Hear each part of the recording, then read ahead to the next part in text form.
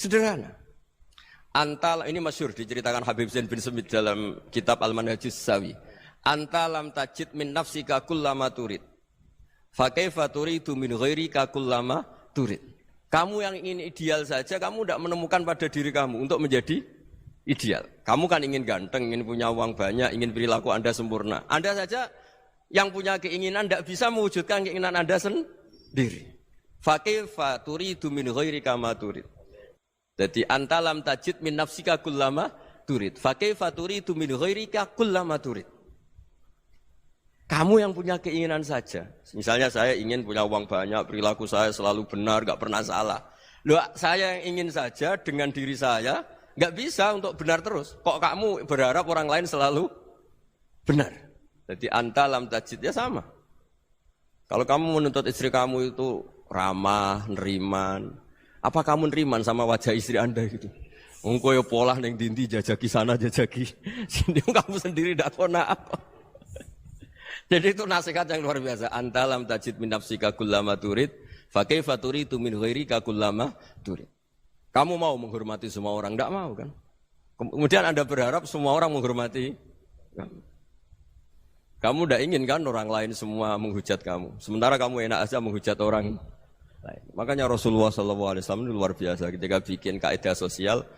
Apa la yu'minu ahadukum hatta yuhibba li akhihi ma yuhibbu li nafsi. Jadi kalau ukuran iman itu sederhana. Kalau sesuatu itu baik, nyaman bagi Anda ya bayangkan itu pada teman Anda. Misalnya Anda bangun tidur sudah acak-acakan, enggak punya uang, utang jatuh tempo, kan enggak ingin ketemu orang.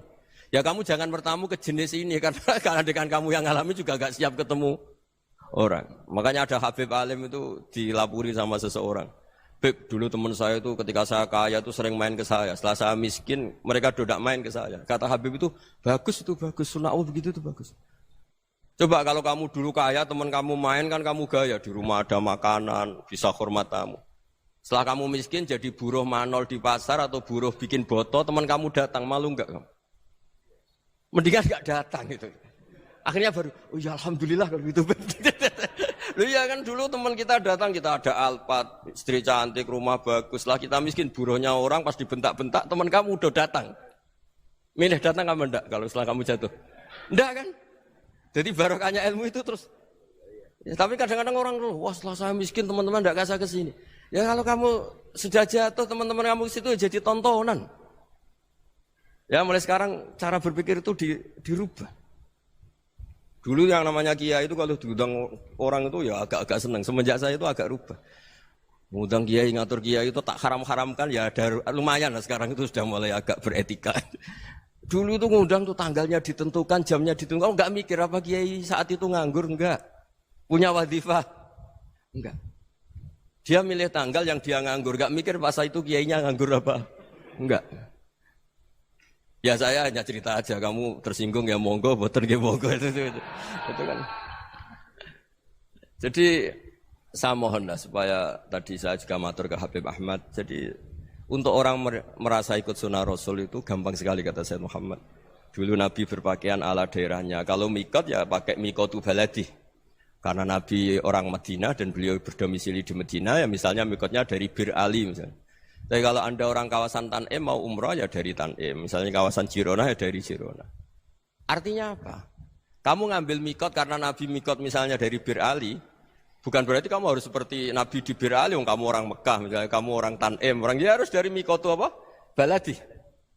Sama, makanya di fikih-fikih itu kalau tahnik anak, Nabi orang Arab, halawiyatnya kurma ya kurma. Kalau orang Jawa sedegan, semua podo-podo. Ya, podo-podo manis. Jadi ini tabaruk sama Sayyid Muhammad, ini ada murid beliau, Habib Ahmad, saya baca. Supaya orang itu merasa ikut Nabi itu gampang sekali. Ini saya baca ya di halaman tadi disaksikan Habib Ahmad 433 di kitab apa begini? Manhajus Salaf fi Fahmin Nusus. Itu kata Sayyid Muhammad, wa kanat sunnatu Rasulillah annahu yat'amu ma yajiduhu fi ardi wa yalbasu ma yajidu wa yarkabu ma yajidu mimma abahu Allah Ta'ala. Faman istamala ma yajidu fi ardi fa huwa al-muttabi' lis-sunnah. Kama annahu hajjal baita min madinati. Faman hajjal baita min madinati nafsihi fa huwa al-muttabi' lis-sunnah. Wa illam takun hadhil madinatu tilka. Jadi intinya misalnya Nabi dulu itu ngasih sodakoh kepada fakir miskin ya pakai dinar, dirham. Ya kalau orang misalnya sodakoh pakai rupiah ya sudah ikut sunnah Nabi. Jangan, lo Nabi pakai dinar loh, kamu kok pakai rupiah. Dulu dinarnya Nabi udah ada tulisannya Bank Indonesia, kamu kok ada tulisannya Bank. Ya tidak ada seperti itu. Ya jadi misalnya Nabi sodakoh pakai tamar atau pakai al-aqid, ya kita pakai beras, pakai apa. Supaya orang tuh bahwa Rasulullah itu milik kafatal linnas, milik semuanya. Sehingga merasa ikut sunnah Nabi itu ya semuanya. Makanya dulu Mbah Mun kalau motivasi saya supaya bombong, kalau orang Jawa bilang bombong. Wong Jawa mesti ono wong alim. Beliau menyontohkan mas itu Mbah Fadol, Senori, Mbah Ihsan Jambes. Itu bisa ngarang-ngarang kitab luar biasa. Padahal beliau bukan orang Arab. Imam Sibawai itu orang Persia, Imam Ghazali orang Tus itu juga ikut Persia.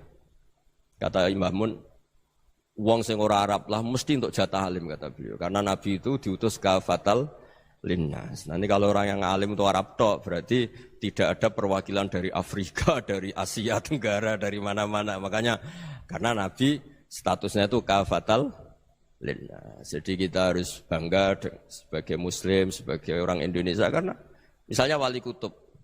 Dulu terkenalnya hanya ada di Yaman, di mana. Ternyata pernah ada juga di Indonesia dan seperti Habib Abu Bakar Segaf Gresik. Jadi ya harusnya kan tetap orang Indonesia meskipun beliau zuriyah Rasul kan ya sudah orang apa? Orang Indonesia. Zuriyahnya Habib Ali Simtuduror sekarang di Solo. Jadi Indonesia juga dapat alawin banyak dari Sadatin al-Alawin juga banyak. Jadi saya mohon barokahnya ngaji seperti ini. Melihat orang lain tuh gampang, bayangkan tuh kalau anak kamu. Makanya Nabi nanti kalau nggak percaya lihat di Hikam nomor 15 di kitab saya itu. Di situ dijelaskan oleh Hikam, jangan-jangan semangat Anda pada orang yang maksiat, pada orang yang keliru supaya dihukum itu karena kebetulan itu udah anak Anda, itu udah keluarga Anda. Coba kalau itu keluarga Anda. Makanya kalau saya guyonan di Jogja itu ada pembantu mecahkan piring terus dimarahi majikannya. Saya mesti guyon gitu. Pasti itu pembantunya tidak cantik. Kok bisa, Gus? Andai kan cantik dan kamu senang mecahno piring satu, piring 1000 ora iso ngamuk kowe. Ternyata ngamuknya itu karena mecahkan piring apa karena plus tidak cantik? Coba jawab para lelaki ini. Kamu marah sama orang maksiat itu karena maksiat karena plus itu udah anak Anda. Bayangkan kalau itu anak Anda. Itu hebatnya Rasulullah SAW. Karena kita yang salah pun kadung umatnya, Nabi tetap ngasih fasilitas syafaati li ahlil kabair min ummati. Kayak apa baiknya Nabi? Tidak ikut maksiat tapi ikut fasilitasi ngasih syafaat. Loh kalau li ahlil ibadah kan wajar. Nabi ketika ini syafaati li ahlil kabair min ummati. Ya karena tadi logika yang dibangun Rasulullah itu logika yang luar biasa. Kita semangat orang lain kena hukuman itu karena kita tidak punya ra'fah, tidak punya rahmah. Coba kalau Rasulullah yang bil mu'minina ra'ufur rahim, semangatnya itu mendoakan supaya tobat, mendoakan diampuni. Dan itu juga yang diperintahkan oleh Allah Subhanahu wa taala, wastaghfir li dzambika walil mu'minina wal mu'minat. Ya semoga barokahnya ngaji ini, barokahnya Habib Ahmad, barokahnya Maulid Simtuduror, barokahnya semua kitab madaih, tibak berjanji semuanya, barokahnya Ikhya, barokahnya Said Muhammad. Barokahnya guru kita semua, Mbah Maimun, bapak saya, kita ini ngikuti manhaj, ya, ngikuti apa? Manhaj. Saya sering didhawuhi Mbah Mun, kenapa ihdinas siratal mustaqim bukan sirotoka, bukan jalan engkau ya Allah, karena Allah itu enggak bisa kamu tiru, Allah itu tidak tidur, tidak makan, tidak kesel, tidak capek. Yang bisa ditiru itu siratal ladzina an'amta alaihim. Yang bisa ditiru manusia ya niru manusia, karena Allah itu enggak bisa ditiru, makanya ihdinas siratal mustaqim siratal ladzina. Dan niru siapa? Niru guru-guru kita. Termasuk niru cara pandang. Jadi misalnya ada orang awam di rumah itu hanya delok reng, delok tikus liwat, itu kan kayak nganggur. Kok ora tahajud malah main delok reng. Melihatnya jangan gitu. Huwa tarokal ma'asiyah. Dia di rumahnya ndak dugem, ndak kemana-mana. Dia berarti malam itu tarkul ma'asi.